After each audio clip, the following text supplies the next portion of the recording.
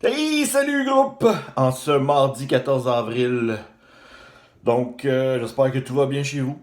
Je commence par vous rappeler que vendredi dernier, je vous ai envoyé un courriel pour vous demander de remplir un petit sondage. Ça prend à peu près une minute s'il y en a qui l'ont pas fait.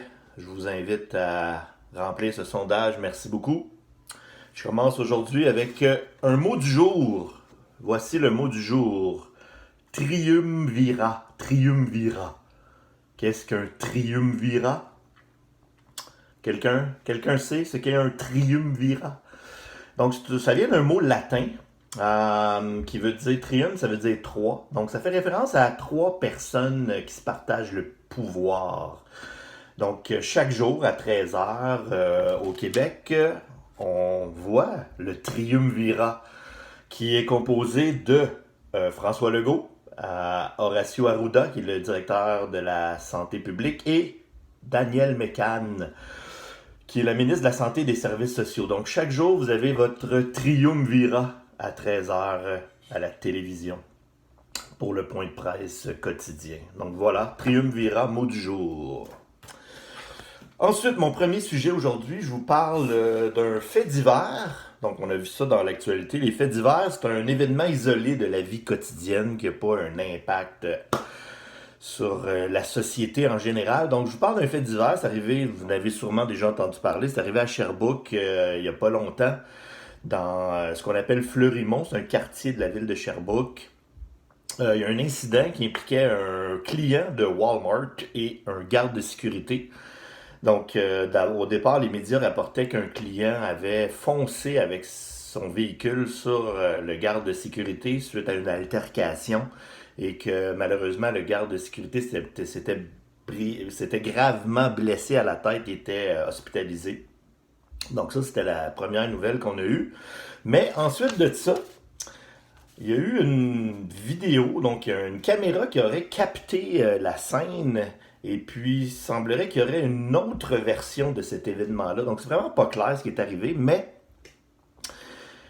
David Goudreau, on a parlé de David Goudreau en classe, on a regardé une vidéo sur lui, donc c'est un slammer, un romancier, un chroniqueur, un poète. Donc lui, il a décidé d'utiliser ce fait divers pour décider euh, d'écrire un texte qui devient une réflexion sur cette situation-là et plus globalement ce qu'on vit actuellement avec le confinement, la crise du virus, etc. Donc, il y a juste lui qui peut écrire des textes comme ça, donc c'est vraiment brillamment écrit. Il joue avec les mots, il joue avec les sons, puis il nous fait réfléchir. Vraiment, c'est un beau texte.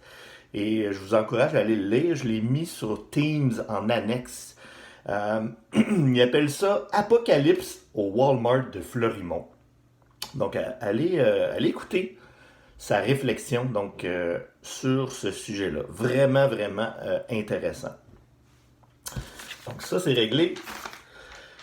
Et mon dernier sujet aujourd'hui, donc avec la crise actuelle qu'on vit, toujours dans ce sujet-là évidemment, il y a un style littéraire, on va rester dans le français, là, il y a un style littéraire qui est en voie de disparition, mais qui revient en force avec la crise, c'est le journal personnel ou le journal intime.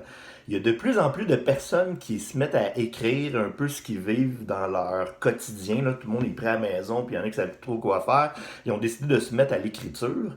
Donc, un journal personnel. Donc, on écrit nos angoisses, nos réalités, notre quotidien. On peut même écrire comment on entrevoit l'avenir. Donc, on vit quelque chose qui est unique. Donc, si vous voulez vous en rappeler dans 10, 15, 20, 30 ans de ce que vous avez vécu en détail, c'est pas une mauvaise idée de prendre quelques minutes chaque jour et d'écrire tout ce qui vous passe par la tête par rapport à tout ce qu'on vit. Et peut-être qu'un jour, quand vous allez relire cela, vous allez vous dire, mon Dieu, je m'en rappelais pas de tout ça, de ce qui s'était passé, puis de ce que je pensais à l'époque, de comment je vivais cet événement. Donc le journal personnel, c'est vraiment un outil. Ça peut être même une catharsis. Si vous vous souvenez, c'est un des mots de vocabulaire dont on avait déjà parlé. Une catharsis, c'est une façon de s'y libérer finalement, la pression peut-être qu'on peut avoir dans une situation comme celle qu'on vit présentement. Donc, le fait d'écrire, ça peut faire du bien, ça libère. Et puis après ça, quand on va relayer ça plus tard, ça peut être très intéressant. Donc, si je parle du journal personnel, le journal personnel le plus célèbre au monde, quel est-il? Et c'est sûrement le journal d'Anne Frank. Donc, vous avez sûrement déjà entendu parler du journal d'Anne Frank. C'est une petite fille durant la Deuxième Guerre mondiale. Euh, c'est une juive, donc sa famille a dû se cacher du mois de juin 1942 au mois d'août 1944. Donc, ils vont se cacher dans une pièce secrète avec d'autres familles, une ou deux autres familles, si je me souviens bien.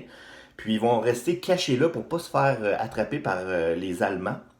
Et elle, pendant ce temps-là, elle va écrire un peu tout ce qu'elle vit, ses angoisses, ses rêves, comment elle vit la situation.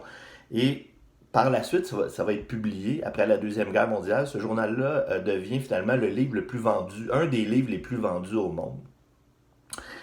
Donc, le journal d'Anne Frank. Et si le sujet vous intéresse, j'ai mis sur Teams un lien sur un film. C'est le film de l'histoire d'Anne Frank. Et ce qui est intéressant dans ce film-là, c'est basé sur vraiment le livre. C'est intégral. On prend tous les événements exactement comment ils se sont passés. Ensuite aussi, on a fait le décor de ce qu'on appelle l'annexe. Ça, c'est l'endroit où la jeune fille et sa famille se cachaient durant cette période-là.